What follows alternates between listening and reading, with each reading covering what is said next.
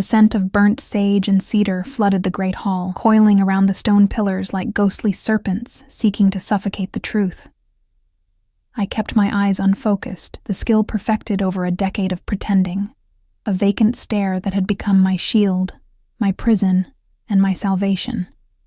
My fingers traced the rough-hewn wooden table before me, memorizing its knots and imperfections as I had done with every surface since I began my charade at 15. "Eleanor, straighten your dress," my sister Veda whispered harshly beside me, her fingers pinching my forearm with unnecessary force. "The Alpha King's delegation arrives within the hour." I nodded vacantly, my pale blonde hair falling across my face in practiced disarray. The harvest moon mating ceremony happened once every decade, when unmated wolves from packs across the northern territories gathered to find their mates under the blessing of the autumn equinox. For most, it was a celebration of possibility. For me, it was the most dangerous night of my existence. My hand instinctively reached for the small silver pendant hanging at my throat, my mother's last gift before hunters took her life. 3 intertwined wolves, representing strength, wisdom, and deception. "Sometimes to survive," she had whispered the night before she died, "you must become invisible even when seen." Those words had become my mantra after the attack that nearly destroyed our pack 10 years ago. The same attack that gave me the perfect opportunity to disappear behind the veil of falsified blindness when I witnessed something I was never meant to see. Something that would have meant my execution had anyone known I'd seen it. "She's bringing the blind girl? To the mating ceremony?" A voice sneered from across the hall, loud enough to ensure I heard it. Councilman Thorne's eldest daughter, no doubt. "What's the point? She can't even see who might respond to her scent." Veda's grip tightened on my arm. "Eleanor stays with me," she responded coolly. "The Alpha requested all unmated females attend." I bit the inside of my cheek to keep from smiling. Veda didn't know the truth. No one did. But her protection had been unwavering all these years. She believed my lie, that the trauma of watching our parents die had stolen my sight. In reality, I had chosen blindness the day I saw our former alpha murder his mate and blame it on human hunters. I was 15, frightened, and suddenly very, very smart. A blind girl couldn't be a witness. A blind girl couldn't identify conspirators. A blind girl became invisible even while sitting in plain sight. The heavy doors at the end of the hall groaned open, and a hush fell over the crowd. The ceremonial drums began their slow, thunderous rhythm, vibrating through the stone floor and into my bones. I didn't need sight to know who entered. The collective intake of breath told me everything. Alpha King Roman Silverstone, ruler of the Northern Territories, had arrived. I kept my eyes unfocused, but my other senses had become preternaturally sharp over the years of false blindness. His scent reached me first, pine and smoke and something dangerously wild, followed by the controlled cadence of his footsteps. Heavy, deliberate, powerful. The footsteps of a man who never questioned his own authority. "Rise for Alpha King Roman," our pack beta announced, and the scraping of chairs echoed throughout the hall. I rose with practiced uncertainty, allowing my hand to tremble slightly as it gripped the table's edge. The perfect performance of a blind wolf, trying to navigate a world of darkness. 10 years of survival had made me an excellent actress. "The delegation from the Silver Crest Pack honors Crescent Valley with our presence," a deep voice announced. Not the Alpha King himself, but someone close to him. "Tonight, under the harvest moon, may the goddess reveal true mates and strengthen the bonds between our territories." The formal procession continued, but I had already retreated into the careful calculations that had kept me alive this long. This ceremony would last 3 days. 3 days of heightened danger, with wolves from 7 territories gathered under one roof. 3 days where my charade would be tested against unfamiliar eyes, who might notice the subtle tells that my own pack had long stopped seeing. "You will be seated at the 6th table," Veda murmured, guiding me forward as the initial greetings concluded. "I've arranged everything with Beta Maxwell." I nodded, keeping my shoulders slightly hunched, my steps uncertain. The sensation of dozens of eyes tracking our movement across the hall crawled across my skin like ants. I heard the whispers. They followed me everywhere. The blind Blackwood girl, shame about her eyes, pretty thing otherwise. Heard she went mad after watching hunters slaughter her parents. Let them talk. Let them dismiss me. Invisibility was my armor. "Here," Veda said, placing my hand on the back of a chair. "I'll be 3 tables ahead with the council members." Fear spiked through me. "You're not staying with me?" I kept my voice appropriately tremulous. "Alpha's orders. All pack leaders and their representatives at the front tables." Her voice softened. "You'll be fine, Eleanor. No one expects you to participate in the midnight run or the pairing rituals. Just sit quietly."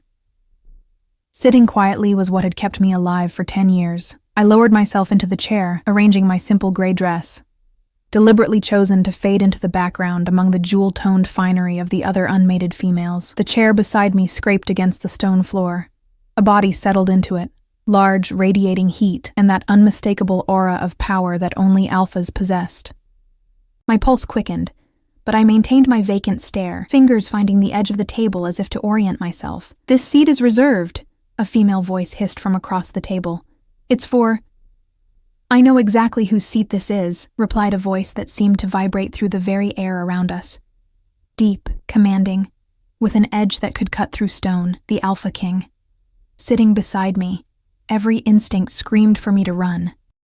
In 10 years, I had carefully orchestrated my life to remain on the periphery, away from scrutiny, away from power.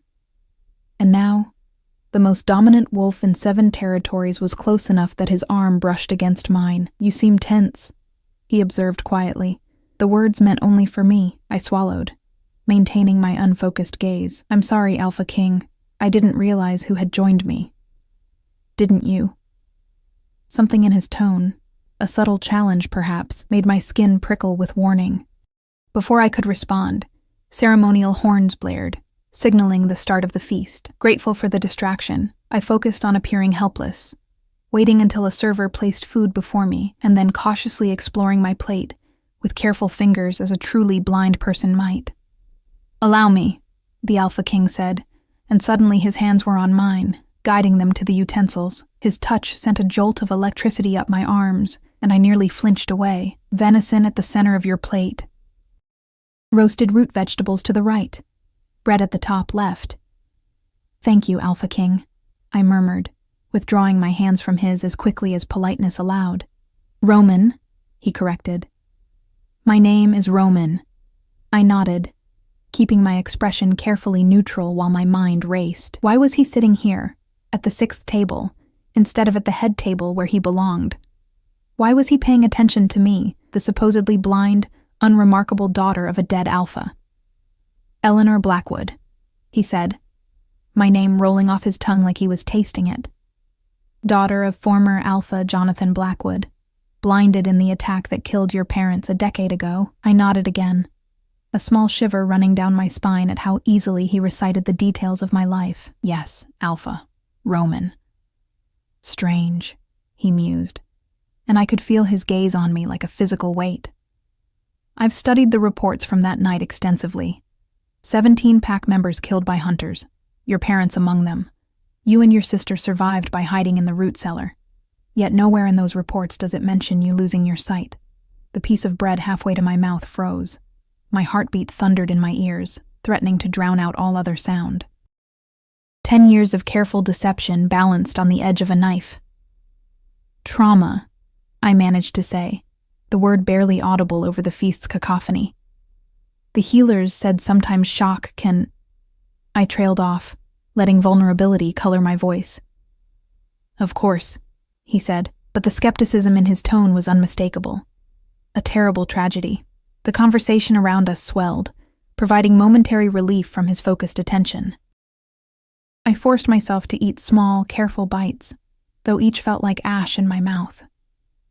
How much did he know? Why was he interested in me after all this time? "The moon rises in an hour," Roman said after several minutes of blessed silence between us. "The unmated wolves will run under her light, letting instinct guide them to potential mates." His voice lowered. "Will you run, Eleanor?" I shook my head. "I haven't shifted or run since losing my sight. It wouldn't be safe." "Wouldn't it?" He leaned closer, his breath warm against my ear. "Wolves don't need eyes to navigate by moonlight. Our other senses more than compensate." My fingers tightened around my fork. "Perhaps for born wolves like yourself." I'm only half-blood through my mother. My wolf is weaker. Another lie. My wolf was strong, restless after years of suppression. She clawed beneath my skin even now, drawn to the dominant energy beside me. I don't believe that, Roman said, and his hand settled over mine on the table, trapping it beneath his palm. In fact, Eleanor Blackwood, I'm beginning to question quite a lot about you. The room seemed to tilt sideways. I took a careful breath, fighting to maintain the persona that had protected me for so long. I'm no one of consequence, Alpha King. No? His thumb traced a circle on the back of my hand, the casual intimacy of it shocking. Then explain why your heartbeat quickens when I'm near, why your pupils dilated when I sat beside you. Small, almost imperceptible reactions, unless one is paying very close attention. The fork clattered from my other hand, drawing glances from nearby diners. Roman's grip tightened fractionally. Don't, he murmured. Don't draw attention now. I forced a smile, reaching with trembling fingers for the dropped utensil as if searching blindly. Clumsy, I said loud enough for others to hear. Roman released my hand and retrieved the fork, placing it gently back into my palm. But as he did, he leaned close again and whispered words that turned my blood to ice. I know you can see, Eleanor Blackwood. And tonight, under the harvest moon, we're going to discuss exactly why you've been lying to everyone for the past decade. The ceremonial drums reached a crescendo, but they couldn't drown out the sound of my carefully constructed world beginning to crumble. My breath caught in my throat as the implications of Roman's words sank into my bones. 10 years of careful deception, of constructing an invisible life, all undone in the space of a single meal. I fought to maintain my composure, to keep the vacant expression that had become my second skin. I don't understand, I whispered, infusing my voice with confusion while my mind calculated escape routes. Why would I pretend to be blind? Roman's low chuckle held no humor. That's precisely what I intend to discover. The feast continued around us, oblivious to the deadly game unfolding at our table. Servants brought bowls of honeyed fruits and spiced wine, the rich aromas clashing with the sour taste of fear in my mouth. The Silverstone line has always possessed unique gifts, Roman continued conversationally, as though discussing the weather rather than dismantling my life. My grandfather could sense lies in a heartbeat. My father could track a single scent across 3 territories. I swallowed hard. And you? Me? I felt rather than saw his smile. I see what others cannot, or perhaps in your case I see what others do not see you seeing. The ceremonial gong rang out, signaling the approach of moonrise. Relief flooded through me at the interruption. All around us, unmated wolves began to stir with anticipation for the night's run. You should return to the head table, I murmured. They'll be expecting you to lead the blessing. Indeed. His chair scraped against stone as he stood. But our conversation isn't finished, Eleanor. His fingers brushed my shoulder, a touch light enough to seem innocent to observers, yet firm enough to convey a promise. Wait for me by the northern fire pit after the blessing. If you run, I will find you. The threat, for it was undeniably a threat, hung in the air between us as he departed. My hands trembled beneath the table, hidden from prying eyes. In 10 years, no one had questioned my blindness, not even those who had known me before. I had been careful, meticulous in maintaining the charade. What had given me away? And more importantly, what did Roman Silverstone want with me? The hall quieted as he took his position at the ceremonial altar. Even without looking directly at him, I could sense his commanding presence.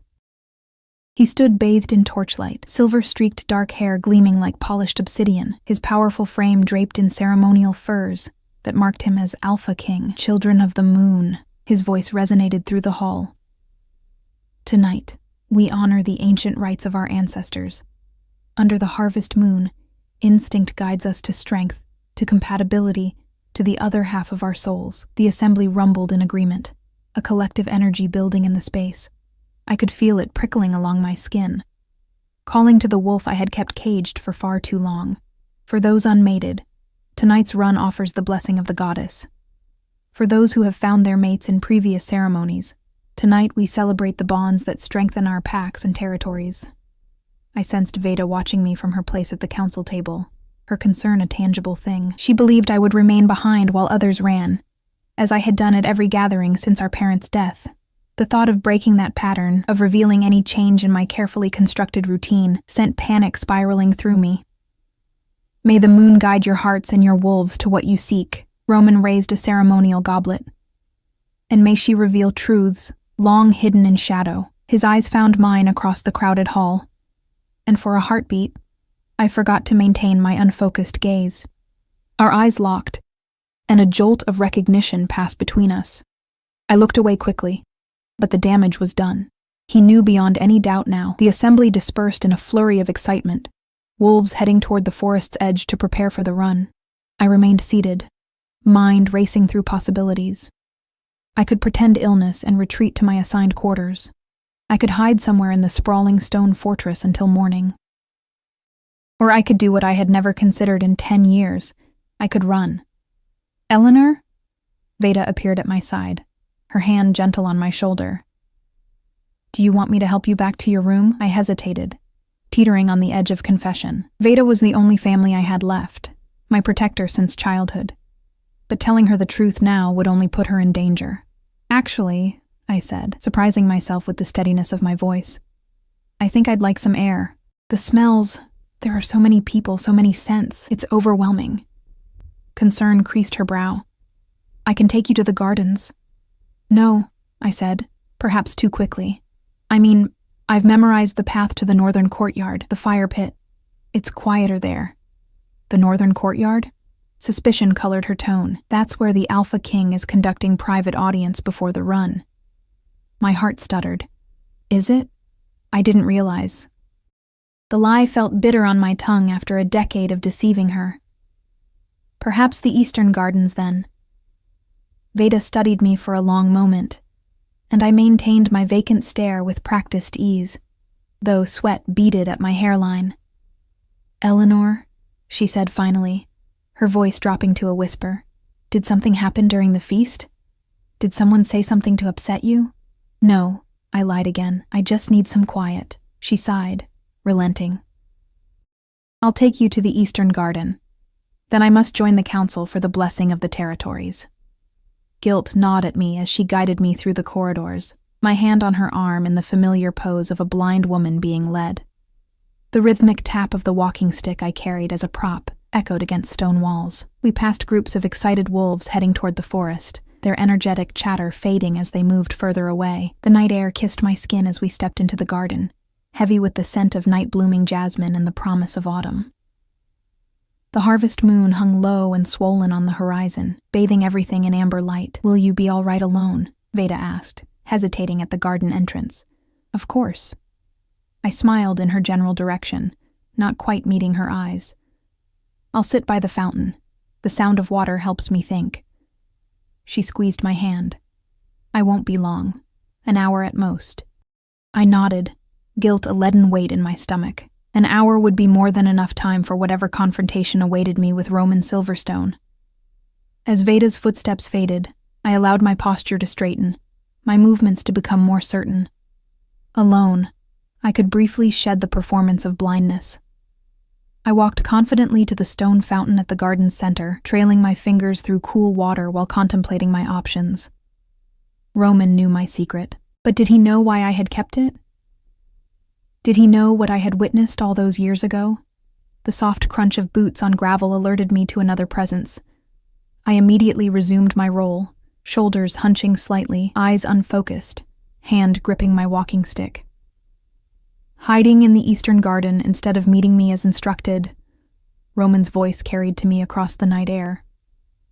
Not a wise choice, Eleanor. I turned toward his voice, maintaining my charade. Alpha King. I didn't expect... Enough! The word cracked like a whip. We're alone here. Drop the pretense. For a moment, I considered continuing the deception, clinging to the last threads of my carefully woven lie. But something in his tone, an impatience that bordered on dangerous, made me reconsider. Slowly, deliberately, I raised my eyes to meet his directly. A small act of defiance after years of averted gazes. There she is, he said softly, satisfaction evident in his voice. The real Eleanor Blackwood. He moved closer, moonlight illuminating the sharp planes of his face. Up close, he was even more intimidating. Tall and powerfully built, with eyes the color of a winter storm. The Alpha King was younger than I'd expected, perhaps mid-30s, though power aged differently among our kind. "How long have you known?" I asked, abandoning pretense entirely. I suspected the moment I entered the hall. He circled me slowly, assessing. "Your head turned slightly toward the sound before you caught yourself. A blind wolf might sense my presence, might even smell me, but the instinctive visual tracking." He shook his head. "That was your first mistake." I remained still under his scrutiny, though every instinct screamed to run. "And my second? Your reaction when I sat beside you." A smile played at the corners of his mouth. "Your pupils dilated when you recognized me. A blind wolf's pupils don't respond to visual stimuli, of course." Such a small detail, yet it had unraveled everything. "What happens now?" I asked, proud that my voice betrayed none of the fear coursing through me. Roman stopped his circling to stand before me, close enough that I could feel the heat radiating from his body. "That depends entirely on why the daughter of Alpha Jonathan Blackwood has pretended to be blind for a decade." The moment had come, the moment I had dreaded for 10 years. Tell the truth and risk everything, or construct another lie and hope it held. Protection, I said finally, choosing a version of the truth. After the attack, it was safer to be overlooked. Overlooked? His eyebrow arched skeptically. A beautiful young wolf from an alpha bloodline is rarely overlooked, blind or not. Beautiful is irrelevant when you're damaged, I countered. And my father's bloodline became a liability, not an asset, after his death. Roman's eyes narrowed. The attack that killed your parents wasn't random.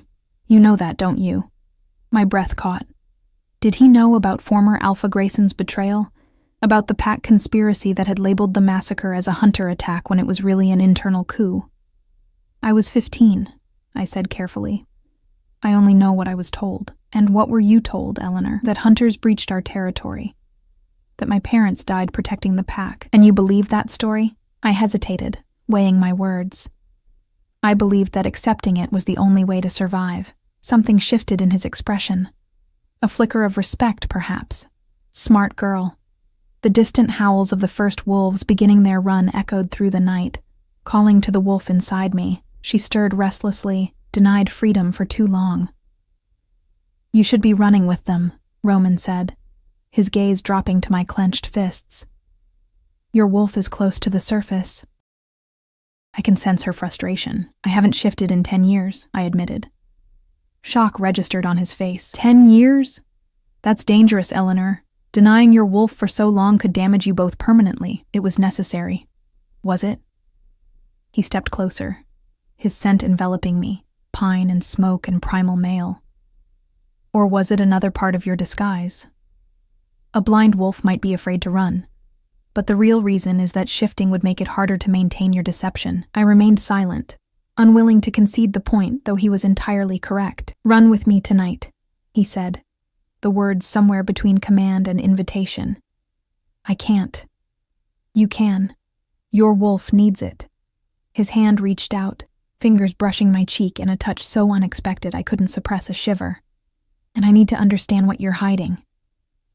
The contact sent heat spiraling through me, awakening sensations long dormant. My wolf responded instinctively, pushing against the mental barriers I had constructed to contain her. Why do you care? I managed to ask, fighting for control. I'm no one important, aren't you? His thumb traced the line of my jaw, coming to rest at the pulse point beneath my ear, the sole witness to a massacre that reshaped pack politics across 7 territories. The daughter of an alpha who maintained a decade-long deception under the noses of those who thought they knew her best. His eyes gleamed in the moonlight. I'd say that makes you very important indeed. The realization hit me with stunning clarity. He didn't know what I had seen. He knew I was hiding something, but not the specifics. Not yet. Come, he said, his hand dropping to capture mine. The moon calls, and we have much to discuss. As he led me toward the forest's edge, away from the safety of pretense and shadow, I felt the foundations of my carefully constructed world continue to crumble beneath my feet. The forest embraced us like ancient lovers reunited, dark and wild and knowing. Roman led me deeper into the woods, away from the ceremonial clearings where other wolves gathered. My heart hammered against my ribs, a caged bird sensing both danger and freedom in the same breath. 10 years since I had last allowed my wolf free rein, 10 years of suppression and denial. Here, Roman said, stopping in a small clearing bathed in moonlight. This place is sacred to my pack. Protected. I glanced around, noting the stone circle at the clearing's center, ancient runes carved into each monolith. What is this place? The circle of truth. He released my hand, moving to stand in the center of the stone formation. Wolves cannot lie while standing within these stones. The magic is too old, too powerful. Fear clawed its way up my throat. I'm not going in there. Afraid of the truth, Eleanor? His smile held no warmth. That only confirms you have something to hide. Everyone has something to hide, I countered. Even Alpha Kings. His eyes flashed with interest. Especially Alpha Kings. He extended his hand. Join me. I give you my word. No harm will come to you tonight. Words are easy, I said, remaining at the clearing's edge. Even within truth circles, then I'll offer more than words. He began to disrobe, the ceremonial furs falling away to reveal the powerful body beneath. My breath caught, and I quickly averted my eyes. Look at me, Eleanor. No more pretending not to see. Reluctantly, I raised my gaze. Roman stood illuminated by moonlight, magnificent and terrifying in his confidence. The body of a warrior, scarred, muscled, powerful, but it was the vulnerability of the gesture that truly shocked me. An alpha, especially an alpha king, did not make himself vulnerable without purpose. I offer you trust, he said quietly. Now you must decide if you will return it. I understood the significance of what he was offering and what he was asking. Among our kind, shifting together was an act of profound trust. In wolf form, we were our truest selves, stripped of human pretense and deception. If I shift, I said carefully, if I reveal my wolf to you, what then? Then we run, he replied simply, and we talk, and perhaps we both discover truths we've been seeking. The harvest moon climbed higher, her pull becoming an almost physical ache beneath my skin. My wolf whined, scratching at the mental barriers that had contained her for so long. I'm afraid, I admitted, the confession tasting strange on my tongue after years of calculated deception. Of shifting? Or of what comes after? Both. Roman nodded, understanding in his eyes. Fear kept you alive this long. I respect that, but sometimes, Eleanor, survival isn't enough. The words echoed my mother's pendant against my throat, the 3 intertwined wolves representing strength, wisdom, and deception. I'd relied solely on the third for a decade. Perhaps it was time to embrace the other 2. With trembling fingers, I began to undress. The simple gray dress fell away, followed by the soft undergarments beneath. Vulnerability prickled across my exposed skin, raising goosebumps in the cool night air. I had not been nude before another person since I was a child, and never before a male wolf. Roman's gaze remained respectfully on my face, though the heat in his eyes betrayed his awareness of my body. Your wolf will remember, he said gently. Trust her. I stepped into the stone circle, moonlight caressing my bare skin. The ancient magic hummed around me, a subtle vibration that resonated with something primal in my blood. Within the circle, I could feel the truth of my wolf more clearly than I had in years, her strength, her eagerness, her anger at being denied for so long. Let go, Roman whispered, his own shift beginning. I closed my eyes and reached for the bond I had deliberately weakened over the years. The transformation came harder than it should have, painful after so much suppression. Bones cracked and reformed, muscles stretched and contorted. Skin gave way to pale golden fur. I bit back a cry as my wolf fought her way to the surface, determined after a decade of imprisonment. When I opened my eyes again, the world had transformed. Colors faded to muted tones, but scents and sounds exploded into vivid clarity. My wolf's senses overwhelmed me momentarily, drunk on freedom and sensation. Before me stood Roman's wolf, massive, midnight black with silver markings along his spine. An alpha in his prime, radiating power and dominance. My wolf instinctively lowered her head, not in submission, but in acknowledgement of his strength. We were both alphas by blood, but he had lived his truth while I had hidden mine. Follow. His mental voice brushed against mine. A gift rare among our kind, the ability to communicate in wolf form. He turned and loped toward the forest's edge, his powerful body moving with the fluid grace of one completely comfortable in his skin.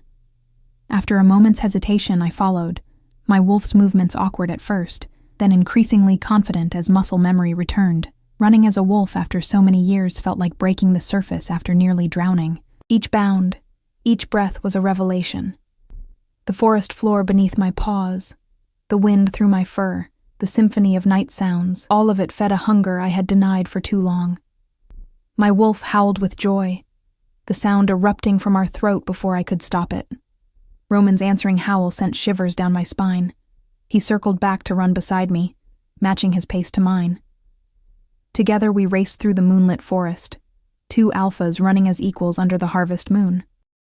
For those precious moments, I forgot the danger, forgot the deception, forgot everything but the pure exhilaration of freedom. Eventually, we reached a small waterfall, cascading into a crystal pool. Roman shifted back to human form in one fluid motion, the magic of our kind making the transformation seem effortless for him.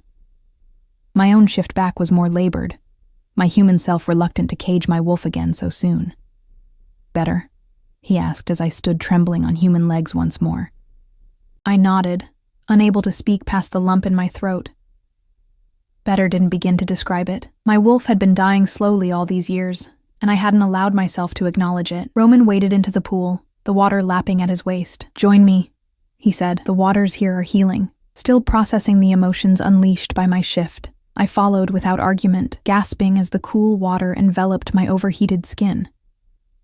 The moonlight reflected on the surface, creating dancing patterns that seemed to whisper ancient secrets. Your wolf is beautiful, Roman said, keeping a respectful distance. Pale gold, like your hair. Unusual for our kind. My mother's lineage, I explained. She came from the eastern mountains. I knew your mother, he said, surprising me. Before she mated with your father, she was considered for political alliance with my pack. This was news to me. You can't be much older than I am. How could you remember her? A shadow passed over his features. I'm older than I appear, Eleanor. Our kind ages differently, especially those of pure bloodlines. How old are you? I asked, curiosity temporarily overwhelming caution. 43, he answered. Though by human reckoning, I've lived through 38 winters, I calculated quickly. Then you were 18 when your parents died, he finished for me. Just established as Alpha of Silver Crest after my father's assassination. The pieces clicked into place. That's why you're interested in what happened to my pack. It happened around the same time your father was killed. His eyes sharpened with approval. You see connections quickly. Yes, the timing always seemed convenient. You think they're related? The possibility had never occurred to me. I had been so focused on the internal betrayal that I hadn't considered broader political implications. I think, he said carefully, that 17 wolves from a strong pack don't die without reason, and alpha wolves don't fall to human hunters unless someone wanted them dead. The truth of what I had witnessed hung on the tip of my tongue, desperate to be spoken after years of silence, but decade-old fear held it back. Why come to me now after all this time? Roman moved closer, water rippling around his powerful frame. Because the same forces that orchestrated these events are moving again. 3 alphas have died in the past year, all ruled as accidents or illness. Cold dread pooled in my stomach, heavier than the water surrounding me. Who? Alpha Bernard from Redwood Territory. Heart failure, supposedly. Alpha Colette from the Southern Lakes. Hunting accident. And just last month, Alpha Damien from Black Mountain Pack. Fell from a cliff during patrol. I wrapped my arms around myself. suddenly chilled despite the temperate water. And you don't believe these were accidents? No more than I believe hunters managed to breach Crescent Valley's defenses and kill your parents. His eyes held mine, intense and searching. What did you see that night, Eleanor? What truth were you hiding by pretending blindness? The moment stretched between us, taut with possibility and danger. 10 years of silence weighed against the risk of speaking truth to a wolf I barely knew, regardless of his rank. I can't, I whispered, the words torn from somewhere deep inside me. You don't understand what it would mean. I understand better than most the price of truth, he said, his voice gentling. My father died because he discovered corruption within the Alpha Council. I've spent 20 years gathering allies, building strength, waiting for the right moment to expose those responsible. 20 years? I stared at him in disbelief. You've been planning revenge for that long. Not revenge, he corrected. Justice, there's a difference. Water dripped from my hair, tracing paths down my bare shoulders. And what does justice look like to an Alpha King? It looks like safety for our packs, like peace built on truth, not secrets. His hand rose to brush wet strands from my face, the touch igniting something dangerous beneath my skin. It looks like giving voice to those who have been silenced. My wolf stirred restlessly at his proximity, responding to him in ways I wasn't prepared for. The air between us changed, charged with something more primal than politics or pack justice. When I was appointed Alpha King 3 years ago, he continued, seemingly unaware of the effect he had on me, I gained access to records previously kept hidden, correspondence between certain council members, financial transactions, territorial agreements made in secret. And? I prompted when he paused. And your father's name appeared frequently. Jonathan Blackwood opposed the council on several key policies before his death, particularly regarding integration with humans. This aligned with my memories. My father had advocated for cautious cooperation with the human world, arguing that complete isolation was no longer sustainable in the modern era. The night your parents died, Roman said, moving closer still.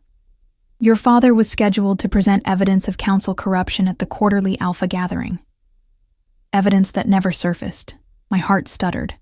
This was new information that cast what I had witnessed in an even more sinister light. How do you know this? My father's journals. He was to meet with yours the night before the gathering. Roman's expression darkened. He never made it.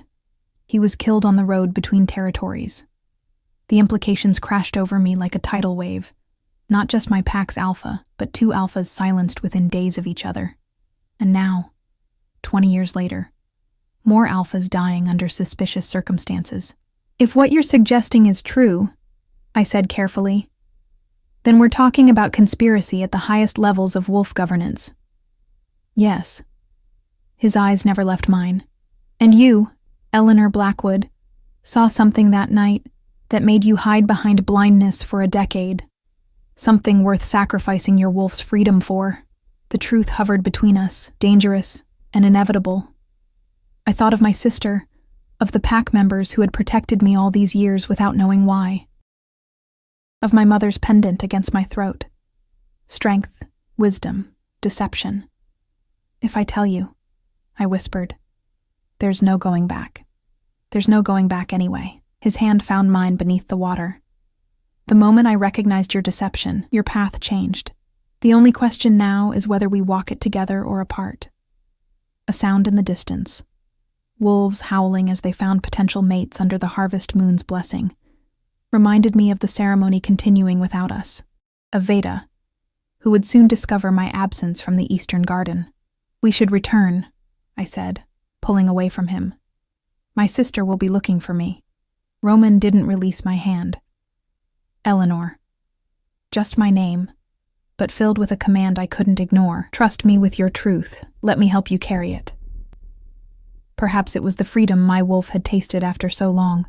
Perhaps it was the weight of secrets becoming too heavy to bear alone. Or perhaps it was something in his eyes, something that called to a part of me I had buried alongside my sight. I saw who really killed my parents, I said finally, the words tumbling out like water through broken stone. It wasn't hunters.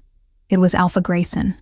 Our own Alpha who took leadership after my father's death. Roman's grip tightened on mine. Go on.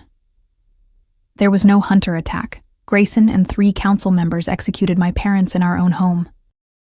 The memories I had suppressed for so long surged forward, vivid and painful. I was hiding in the study alcove. They didn't know I was there. I heard Grayson say that my father had become a liability, that his progressive ideas threatened their vision for the Pax.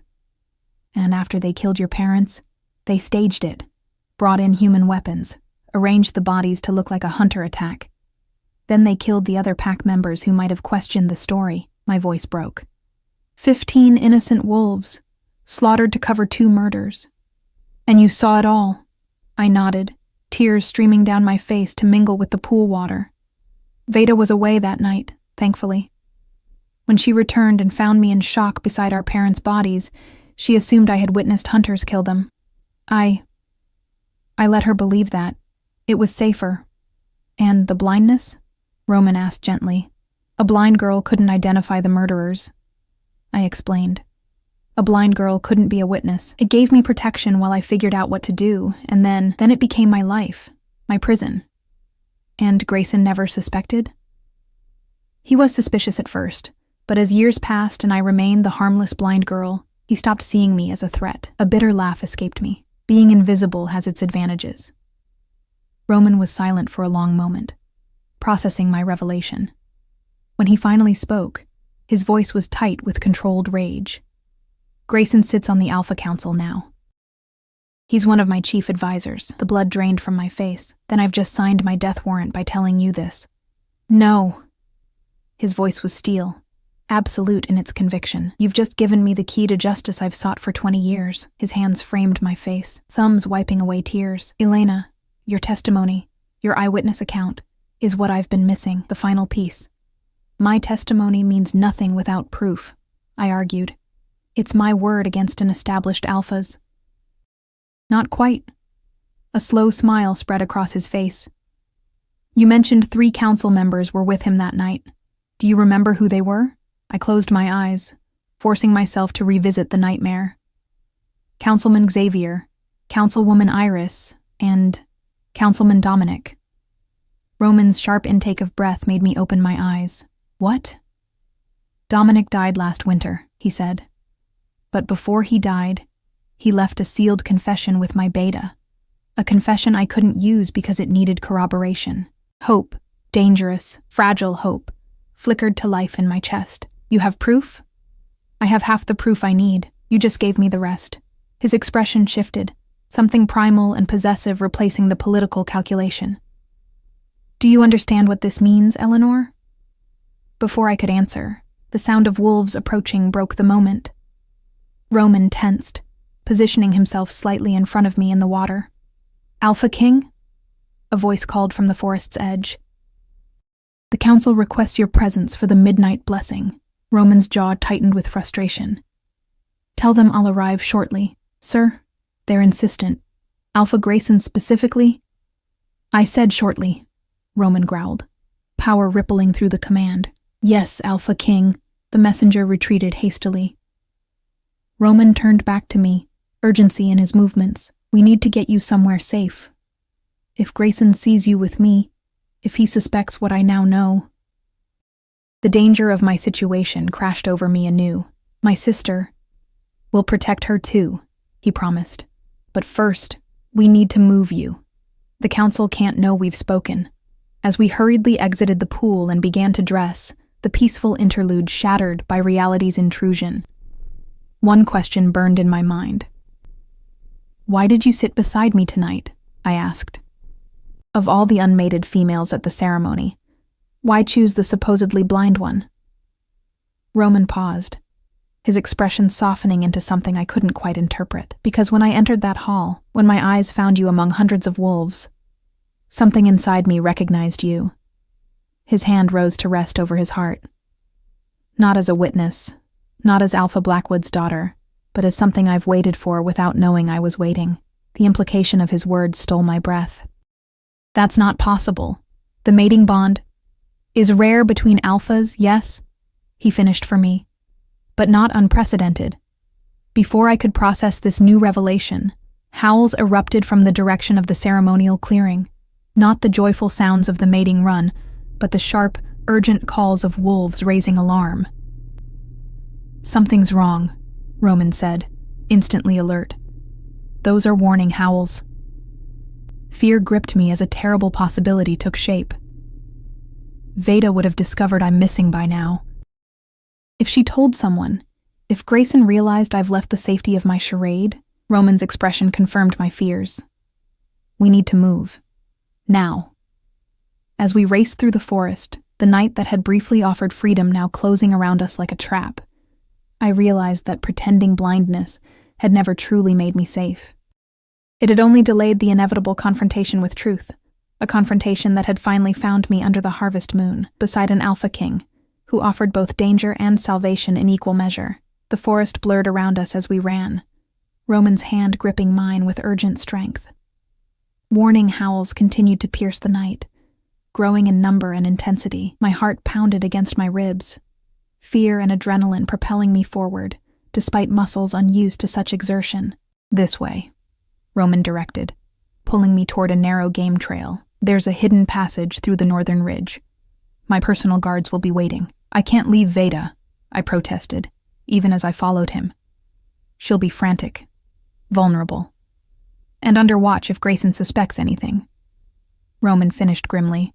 "Our first priority is keeping you safe. Once you're secured, I'll send my most trusted wolves for your sister." The logic was sound, but guilt still clawed at me. For 10 years, Veda had protected me, believing she was shielding a traumatized, blind sister. Now my deception had potentially placed her in danger. We crested a small rise, and Roman suddenly pulled me into the shadow of a massive oak, his body tensed, senses alert.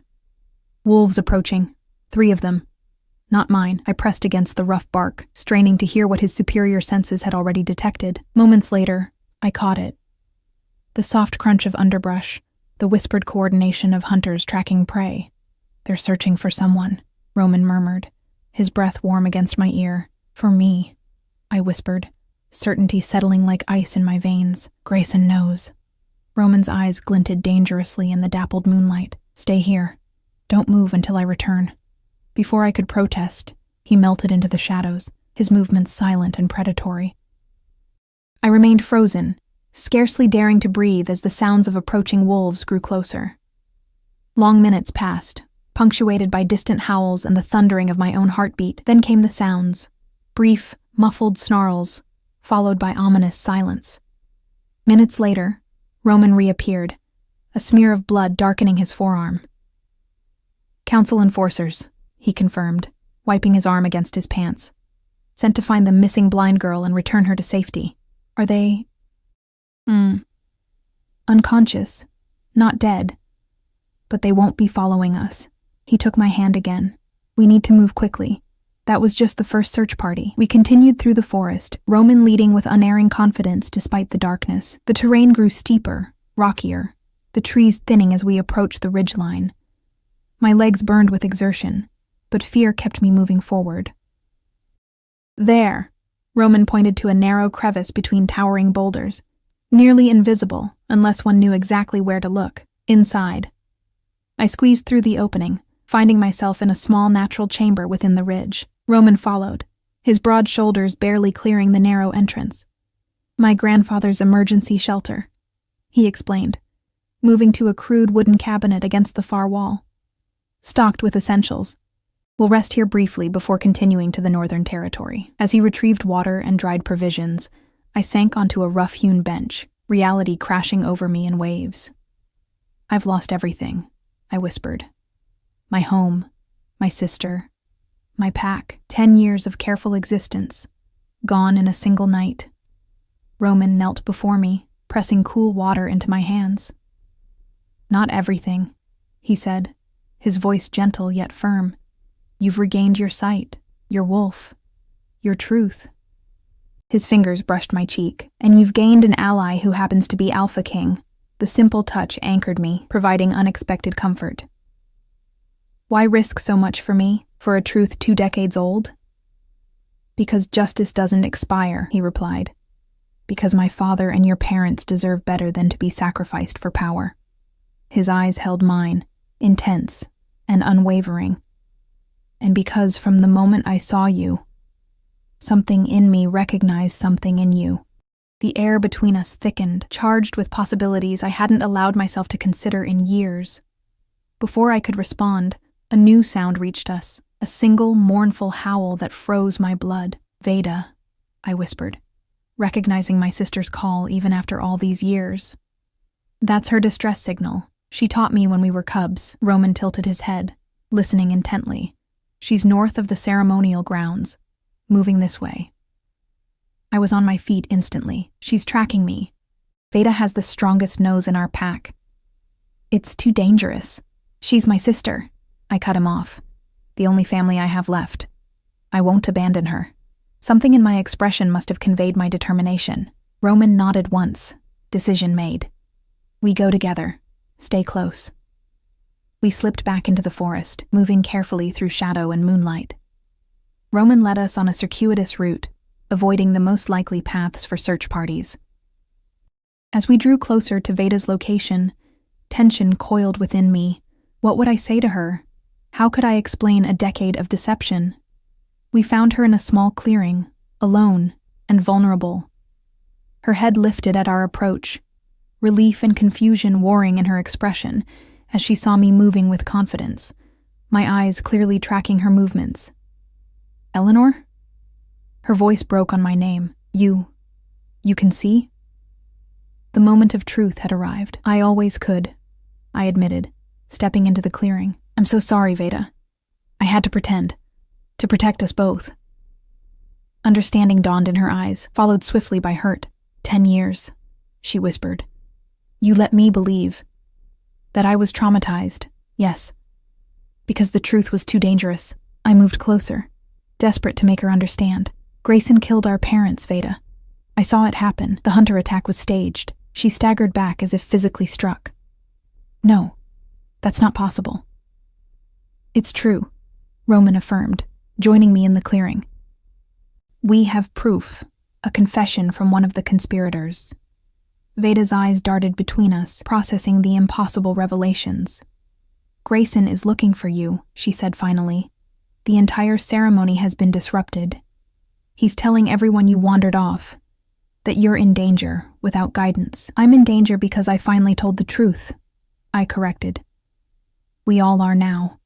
As if summoned by my words, a new howl cut through the night, the commanding call of an alpha rallying his forces. "Grayson." "He's coming," Roman said, urgency sharpening his tone. "We need to move. Now." Veda straightened, decision crystallizing in her eyes. "The eastern tunnels. They lead directly to neutral territory.